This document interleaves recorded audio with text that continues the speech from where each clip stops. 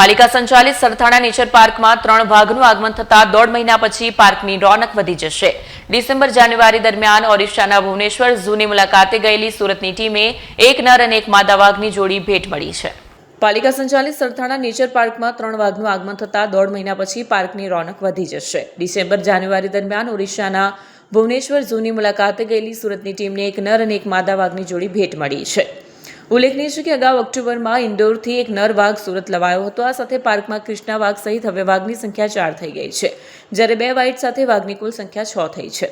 ત્રણેય નવા વાઘને સોમવારે સવારે 9 થી 11 દરમિયાન ડિસ્પ્લે એરિયામાં માત્ર મીડિયા સમક્ષ મુકાશે। જોકે પ્રોટોકોલ અનુસાર 45 દિવસ ક્વોરન્ટાઇન રાખી કાયમી પ્રદર્શનમાં મૂકવામાં આવશે। હું doctor Rajesh Patel, in charge zoo superintendent, Sarthana nature park, Surat મહાનગરપાલિકા।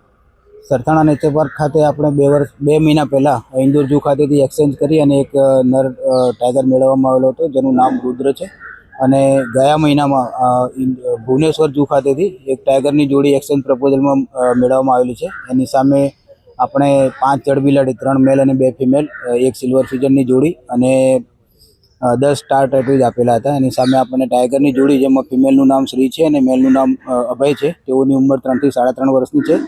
અને ત્યાંથી 2 ઉલ્ફની ફિમેલ અને બાર્કિંગ ડિયરની એક જોડી અને 3 ચોસિંગા મેળવવામાં આવેલા છે।